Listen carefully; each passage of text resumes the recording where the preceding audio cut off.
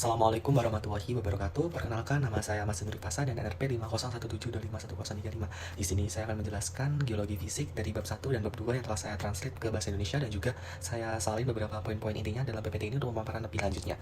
Oke, untuk bab pertama ini kita akan memperkenalkan dari geologi dan juga dasar-dasar tektonik lempeng secara dasar dan konsep penting dari geologi itu sendiri. Nah, kemudian, siapa yang membutuhkan geologi? Jadi, pada sebab ini, geologi itu adalah sebuah ilmu yang mempelajari struktur komposisi dari proses bumi. Ilmu ini penting karena hampir semua dari yang kita gunakan itu berasal dari bumi. Seperti pada gambar ini, di pensil ini, dari atas pensil hingga ujung pensil itu terbuat dari bahan-bahan alam yang ada di bumi.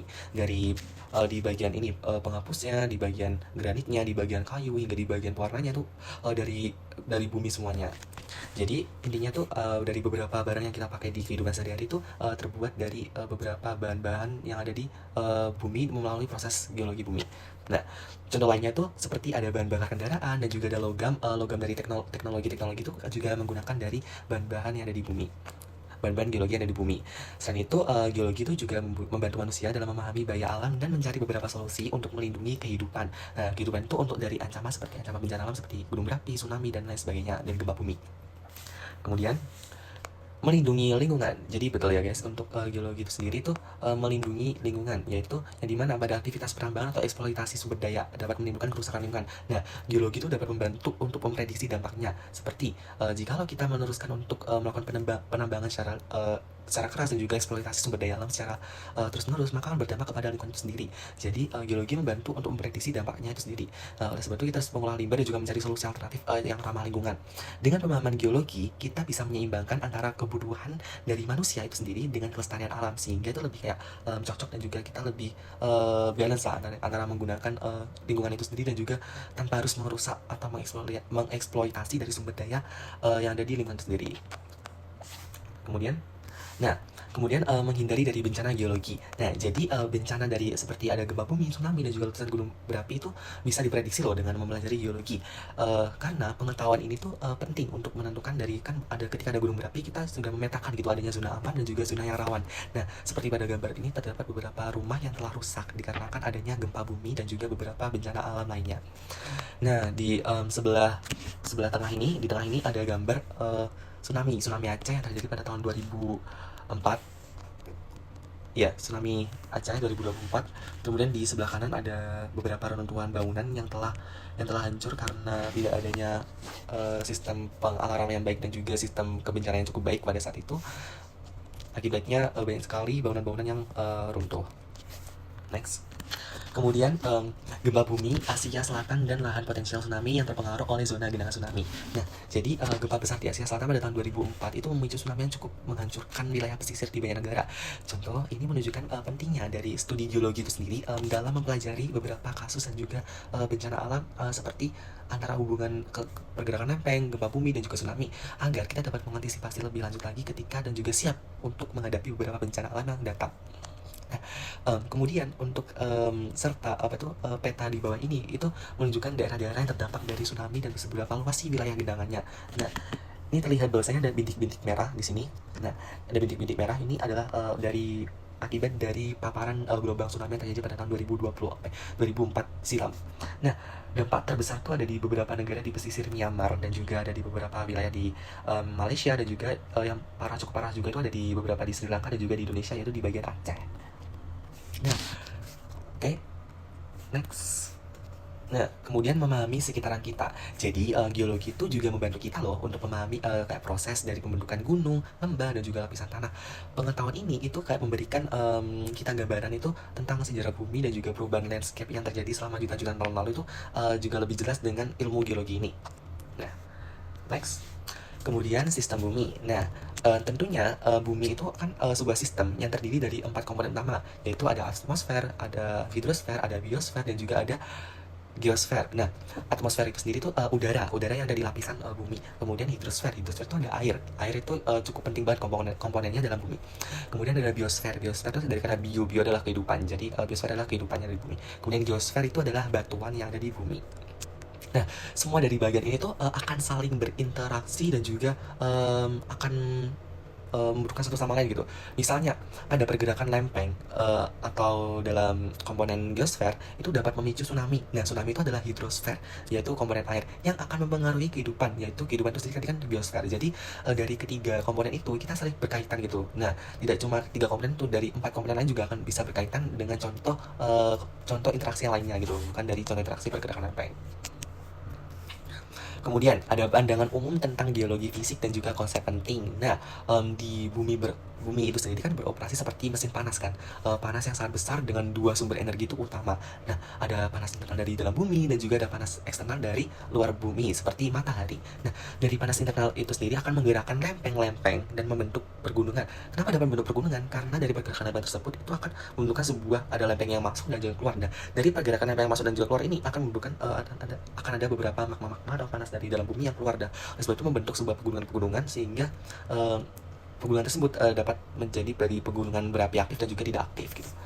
Nah, sedangkan dari panas eksternal itu sendiri itu dapat memicu beberapa contoh kasus lain, yaitu seperti pelapukan, erosi, dan juga pembentukan sedimen. Nah, kemudian pada gambar ini, mana? Di zoom. Nah, gambar ini, gambar 1,5 ini menjelaskan bahwasanya itu menunjukkan ada dua mesin panas utama sebagai penggerak perubahan bumi. Sebagai kasarannya aja sih ini gambarannya. Ya. Kemudian ada proses internal yang dimana itu kayak bagaimana sih mesin panas bekerja. Jadi mesin pada panas dari dalam bumi itu sendiri itu akan menciptakan arus konveksi yang di mantel, arus konveksi di bagian mantel. Nah, dari itu akan membuat material itu akan bergerak naik dan juga turun. Nah, pergerakan ini itu akan menggerakkan lempeng-lempeng tektonik yang ada di atasnya sehingga membentuk beberapa kenampakan-kenampakan alam, kenampakan-kenampakan yang ada di permukaan bumi seperti gunung dan juga lain sebagainya. Kemudian hal ini juga dapat memicu aktivitas vulkanik. Nah, seperti tadi saya jelaskan, ketika ada dua lempeng yang bertuburkan atau ada yang masuk dan juga ada yang keluar, maka akan menimbulkan beberapa aktivitas vulkanik di daerah pegunungan. Nah, kemudian ada bagian dalam bumi. Nah, pada gambar 1.6 itu sendiri, saya akan jelaskan bahasanya pada bagian dalam bumi sendiri itu ada suhu panas di dalam inti yang akan menggerakkan arus suhu tersebut itu seperti air mendidih yang ada di ketika kita akan mendidihkan air, itu akan menimbulkan sebuah uap-uap atau kayak udara-udara di bagian atasnya tuh secara berotasi kan. Nah, dari rotasi panas itu dari sini, dari bawah ke atas, ke bawah, ke atas, ke bawah itu dari bagian atasnya tuh ada sebuah lapisan tipis yang bisa digerakkan oleh pergerakan suhu tadi. Nah, lapisan tipis itu adalah sebuah lempeng yang bergerak secara bebas pada atas permukaan di bawah permukaan bumi. Nah, bumi itu sendiri kan terdiri dari kerak, mantel, dan juga inti. Nah, kerak dan mantel itu sendiri kan akan membentuk sebuah litosfer yang bergerak di atas astenosfer. Nah, inti luar itu yang cair dan inti dalam padat memainkan peran sangat besar dalam pembentukan medan magnet bumi. Nah, akan dilihatkan di ini. Nah, di 1.7 ada gambar potongan struktur bumi dan juga kerak yang gabung di bumi. Nah, di bagian sini, Nah, uppermost mantle ini akan bergerak secara terus-menerus sesuai dengan arus dari suhu panas itu. Jadi akan bergerak keluar dan juga ke dalam. Nah, ini juga ada teori dari lempeng tektonik yang dimana litosfer itu sendiri terbagi menjadi menjadi lempeng-lempeng besar yang akan bergerak di atas astenosfer. Nah, pergerakan ini itu akan menyebabkan gempa bumi dan juga beberapa bencana lainnya, dan juga ini dapat membentuk gunung, bahkan palung itu juga bisa terbentuk akibat pergerakan lempeng ini. Next. Nah, pada gambar 1.8 ini itu adalah contoh dari peta lempeng tektonik di dunia dan juga ada arah-arah dari gerakannya itu sendiri. Nah, next. Kemudian ada ini akan menjelaskan dulu tektonik lempeng. Nah, jadi tektonik lempeng itu sendiri itu akan menjelaskan seperti kayak dinamika dari pergeseran lempeng bumi. Jadi pergerakan ini tuh bisa menjauh atau biasa kita sebut sebagai divergen, dan juga bertumbukan atau disebut dengan konvergen, dan juga bisa bergeser seperti dengan kata lain tuh kalau bergeser tuh transform. Nah, interaksi inilah yang akan membentuk bentang alam utama di permukaan bumi. Nah, ini ada batas divergen yang dimana dua lempeng itu akan bergerak menjauh dan juga membentuk sebuah kerak baru. Nah, biasanya ini tuh terjadi di dasar samudra sehingga menghasilkan punggungan tengah laut. Nah, Kemudian ada batas konvergen yang dimana ada dua lempeng yang bertabrakan dan juga hal ini akan membentuk sebuah gunung karena ada zona subduksi atau bagian panas itu akan keluar dari celah-celah pergerakan lempeng tersebut. Nah, atau dari zona subduksi itu sendiri atau bisa kita sebut sebagai busur pulau vulkanik yang tergantung di jenis lempeng-lempengnya itu sendiri lah. Nah, pada gambar 1.10 ini, wait. Nah, 1.10 ini ada 3 jenis konvergensi, yaitu ada samudra benua, ada samudra benua, ada samudra-samudra, ada benua-benua. Nah, saya akan jelaskan terlebih dahulu untuk samudra benua dari konvergen itu dari lempeng samudra itu akan lebih padat, nah sehingga itu akan menunjam ke bawah lempeng benua sehingga akan membentuk zona subduksi dan juga gunung api. Contohnya seperti pegunungan Andes. Next.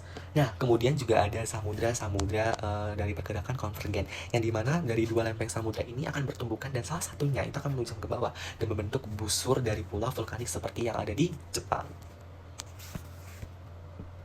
Next. Nah, kemudian ada benua-benua bergeser konvergen. Dari benua-benua tersebut ada dua lempeng benua yang bertabrakan dan juga saling menekankan ke atas sehingga akan membentuk pegunungan besar seperti yang ada di Himalaya, yaitu ada pulau sih di Himalaya tuh ada pegunungan Everest yang menjadi pegunungan dengan puncak tertinggi di dunia yang diukur dari berdasarkan MDPL, bukan dari bawah laut ya. Kalau di bawah laut itu bukan di pegunungan Everest. Everest? Iya, pegunungan Everest, bukan situ. Ada di daerah Hawaii, saya lupa namanya. Oke. Next. Nah, di sini ada batas dari transform, yang dimana dari dua lempeng itu akan bergerak saling geser secara horizontal dan pergerakan tersebut tanpa membentuk atau menghancurkan kerak. Nah, pergerakan ini itu menyebabkan gempa, bisa menyebabkan gempa yang cukup besar. Contohnya pada gambar 1.13 ini. Nah, pada gambar 1.13 ini adalah contoh dari sesar transform San Andreas yang sangat terkenal itu sendiri. Jadi, ini sangat rawan sekali terjadi gempa. Oke. Kemudian ada proses permukaan. Next. Nah, kemudian ada proses dari permukaan mesin panas eksternal bumi, yang dimana energi matahari itu akan menggerakkan siklus air, angin, dan juga pelap vulkan yang akan mengikis dari batuan-batuan yang ada di ininya, yaitu membentuk lapisan sedimen baru. Nah, pada gambar 1.14 ini adalah salah satu contoh dari proses erosi, transportasi, pengendapan, dan juga pembentukan dari batuan sedimen. Nah, terlihat bahwasanya ini ada beberapa proses erosi, yaitu bagiannya hilang karena erosi. Nah, tergambarkan dari ini ada beberapa pegunungan yang terkikis karena adanya erosi. Kemudian di bawah tanah juga ada batuan-batuan beku, yang dimana batuannya lebih tua gitu. Kemudian di sini juga ada kayak contoh example gitu, kayak perbedaan dari sebelum terjadinya erosi hingga terjadinya erosi. Nah, kemudian ada proses sedimentasi, yang dimana pembentukan batuan sedimen tuh yaitu sedimen yang diangkut ke laut. Jadi kayak pergerakan dari pegunungan tadi akan bergerak ke laut membentuk batuan sedimen itu. Nah, pada lapisan sedimen ini tuh akan terkumpul di dasar laut dan juga akan membentuk batuan sedimen. Nah, seperti gambar. Jadi dari gambar 1.14 ini tuh kita mengetahui bahwasanya ada proses erosi, transportasi, pengendapan, dan juga pembentukan batuan sedimen. Next. Nah, kemudian ada waktu geologi, yang dimana perubahan geologi itu terjadi sangat lambat dalam jutaan tahun. Nah, kita sebagai manusia itu ada di bagian titik terakhir gitu dari waktu geologi, yang dimana jika kita ibaratkan dengan waktu 24 jam dari terbentuknya bumi itu pukul 00.00, manusia mulai muncul itu pada pukul 23.59 detik keberapa gitu. Jadi belum sampai 1 menit gitu. Jadi kita sebagai manusia tuh masih awam banget untuk menjadi sebuah makhluk hidup yang ada di bumi ini jika dibandingkan dengan waktu geologi ya. Nah, perubahan dari geologi itu sendiri terjadi kan sangat lambat sekali dari jutaan tahun. Nah, walau lempeng hanya bergerak beberapa sentimeter per tahun, tetapi hasilnya tuh bisa mengubah dari bentuk benua secara drastis loh dalam skala waktu yang cukup panjang. Contohnya, untuk pergerakan yang cukup besar pada saat ini itu adalah pergerakan lempeng Australia. Itu cukup besar menurut saya, seperti pergerakan pertumbuhan panjang dari kuku kita. Nah, oke, nah sebelum kita lanjut ke bab 2, jadi untuk kesimpulannya di bab 1 sendiri tuh kita mempelajari bahwasanya geologi itu kayak ilmu yang membahas tentang bumi, mulai dari isi dalamnya, bagaimana bentuknya, proses yang terjadi, sampai sejarahnya pembentukannya. Nah, ilmu ini tuh sangat penting banget karena disinilah kita tahu cara mencari, memakai sumber daya alam seperti minyak bumi, logam, dan batuan tuh seperti apa. Nah, dari geologi itu sendiri juga membantu kita untuk memahami bahaya alam seperti terjadinya tsunami, gempa bumi, dan juga beberapa bencana alam lainnya seperti letusan gunung berapi juga termasuk. Nah, bumi itu sendiri akan bekerja sebagai satu sistem itu yang terdiri dari beberapa bagian komponen penting seperti yang sudah saya jelaskan tadi, yaitu ada komponen udara, air, kehidupan, dan juga batuan yang akan selalu berhubungan. Nah, semua perubahan di bumi itu sendiri itu akan digerakkan oleh dua sumber energi utama, yaitu ada energi dari dalam bumi dan juga energi dari luar bumi seperti matahari. Nah, panas dari dalam itu sendiri akan membuat lempeng-lempeng itu akan bergerak. Nah, dari lempeng-lempeng pergerakan tersebut akan membentuk beberapa topografi, membentuk kenampakan-kenampakan di permukaan bumi seperti gunung, lembah, dan juga beberapa palung juga bisa terbentuk. Nah, hal itu juga dapat mempengaruhi dari keluarnya dari magma atau panas bumi yang keluar gitu. Nah, terus energi dari matahari, kemudian ada dua sumber tadi. Nah, energi dari dalam dan juga energi dari luar. Nah, kalau energi dari luar itu seperti matahari itu dapat memicu pelapukan dan juga erosi yang akan membentuk daratan baru. Nah, kemudian yang terakhir itu ada struktur bumi. Nah, struktur bumi itu sendiri kan terdiri dari kerak, mantel, dan juga inti. Nah, dari litosfer itu sendiri itu terdiri dari dua bagian, yaitu kerak dan juga mantel atas. Nah, dari litosfer sendiri akan terpecah jadi lempeng besar yang akan terus bergerak di permukaan bumi. Nah, dari pergerakan itu sendiri akan ada beberapa pergerakan, yaitu ada tiga, ya, divergen, konvergen, dan juga transform. Yang dimana divergen adalah pergerakan menjauh, yang kedua adalah pergerakan konvergen, yaitu pergerakan bertabrakan, kemudian yang ketiga adalah pergerakan transform, yaitu pergerakan pergeseran. Nah, hasilnya dari pergerakan itu bisa membentuk pegunungan, palung laut, bahkan bisa membentuk zona subduksi. Nah, dari proses dari luar seperti hujan, angin, dan air sungai itu juga dapat mengubah bentuk permukaan bumi secara perlahan, tetapi bukan secara instan ya.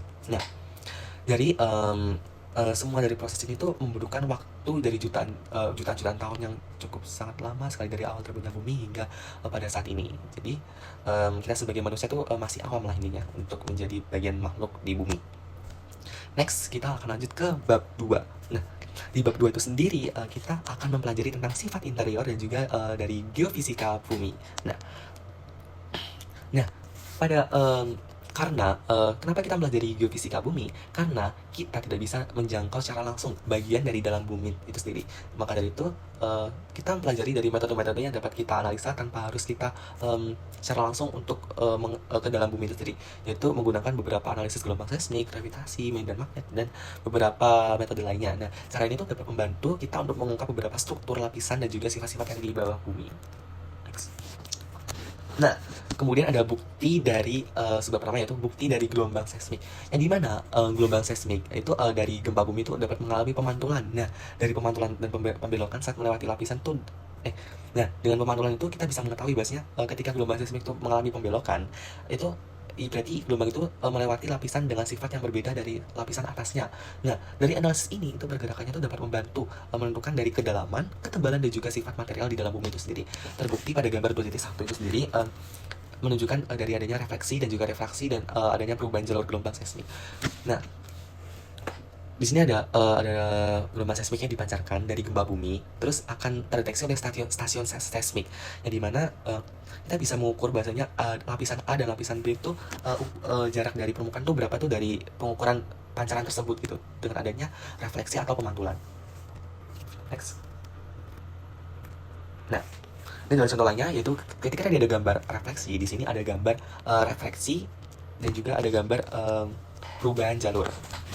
Dan ada beberapa contoh lainnya lagi yang bisa kita lihat pada gambar berikut. Oke.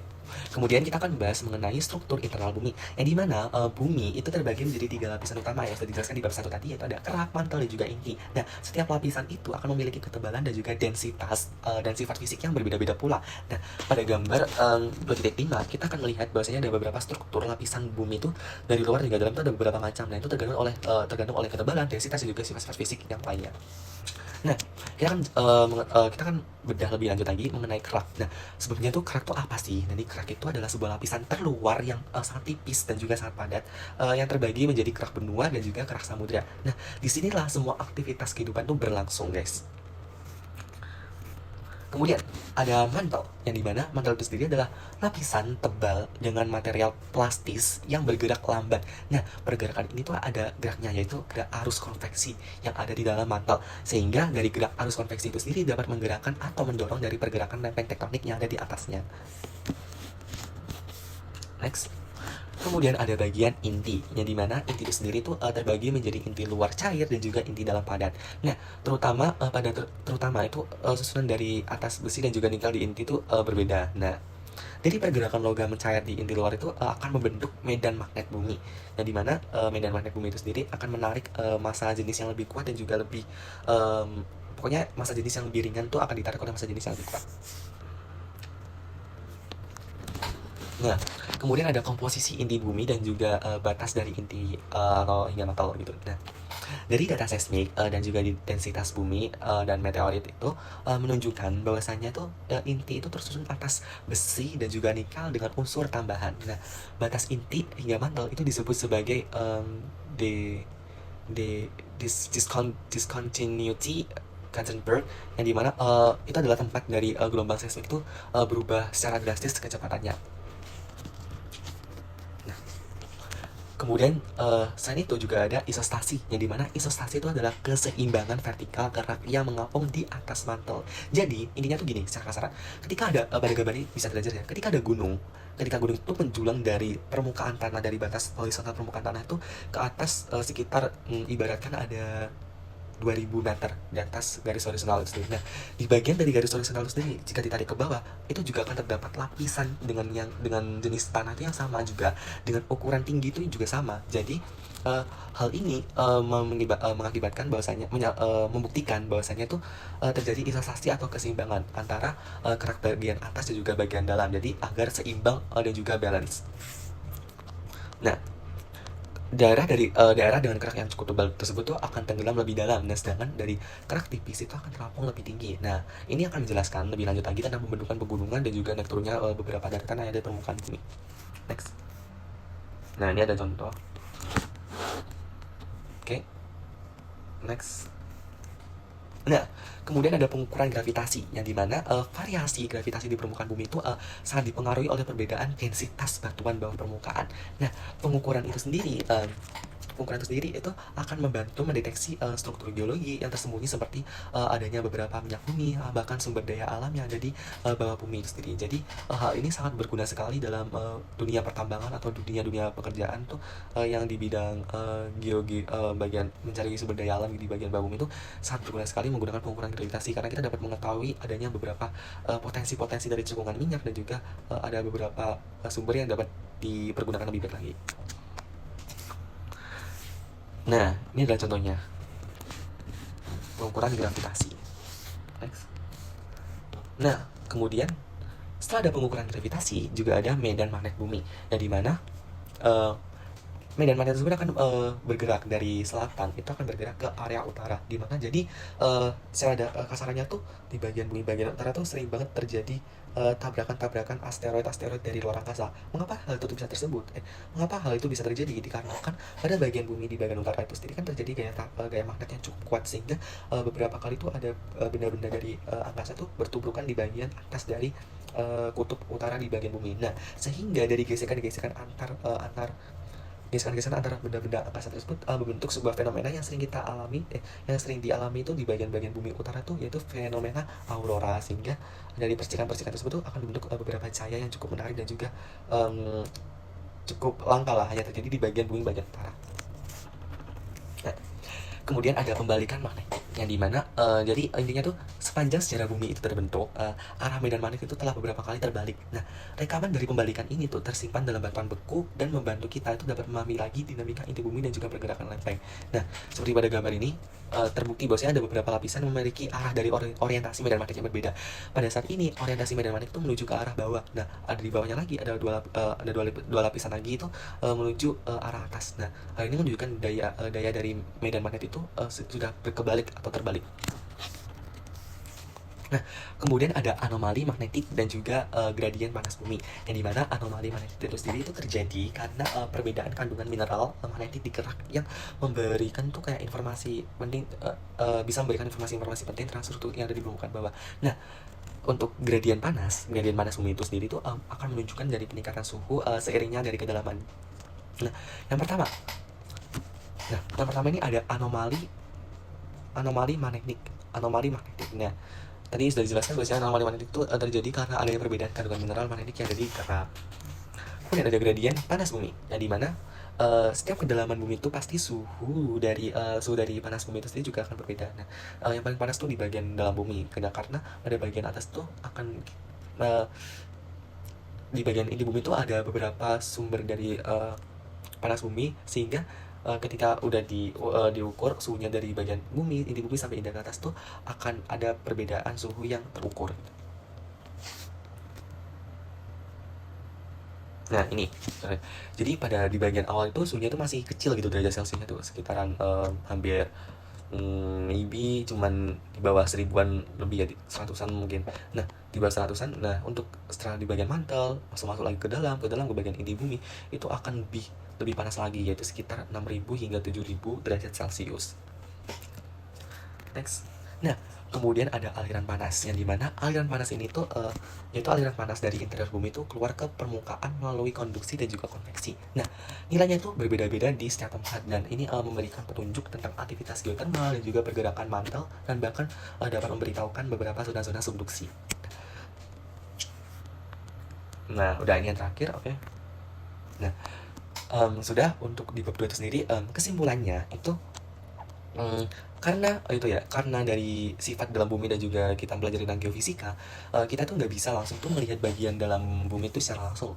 Oleh sebab itu, beberapa ahli itu kan mempelajarinya lewat cara yang tidak langsung, misalnya menggunakan gelombang gempa atau seismik, gravitasi, bahkan menggunakan medan magnet. Nah, gelombang dari gempa itu bisa menunjukkan lapisan-lapisan bumi itu, karena kenapa bisa kita menunjukkan lapisan-lapisan bumi tersebut? Nah, karena adanya arah itu dirubah. Nah, ketika arah itu dirubah, maka itu akan menunjukkan beberapa jarak dari permukaan bumi hingga lapisan itu berarti sudah berbeda jenis lagi di bagian dalamnya. Nah, kemudian bumi itu juga mempunyai 3 lapisan utama yang sudah dijelaskan di bab 1 tadi, yaitu ada kerak, mantel, dan juga inti. Nah, kerak itu adalah lapisan paling luar dan juga sangat tipis tempat kita hidup. Mantel itu ada di bawahnya. Nah, isinya tuh material plastik yang bergerak cukup lambat dan juga meskipun lambat itu sendiri tuh menurut aku tuh cukup cepat lah pergerakan lambengnya, sehingga meskipun pergerakan dari zona panas itu sendiri tergolong cukup lambat, tapi untuk dampaknya di pergerakan lambeng itu cukup signifikan gitu. Nah, kemudian dari medan magnet itu sendiri tuh juga dapat melindungi kita tuh dari radiasi matahari secara langsung. Nah, jadi untuk yang terakhir yaitu ada fenomena seperti, kesimpulan terakhir itu adalah fenomena seperti zona bayangan. Gelombang itu bukti bahwasanya kalau inti luar tuh cair. Nah, dan kemudian untuk konsep isostasi itu sendiri juga menjelaskan kenapa kerak bisa mengapung di atas mantel. Nah, karena juga adanya beberapa sanggahan di bagian bawahnya dan juga atasnya, maka dari itu kerak dapat mengapung dengan sempurna di atas mantel.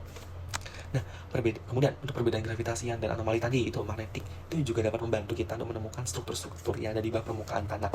Nah, struktur di bawah permukaan itu sendiri meliputi dapat menemukan beberapa sumber mineral, bahkan beberapa minyak dapat berguna untuk beberapa perusahaan-perusahaan atau pertambangan-pertambangan yang ada di Indonesia. Nah, yang terakhir itu ada medan magnet bumi. Nah, medan magnet bumi itu kadang bisa berubah arah sih, dan juga dapat tidak hanya berubah arah, bahkan bisa saja tuh berkebalikan arahnya gitu. Nah,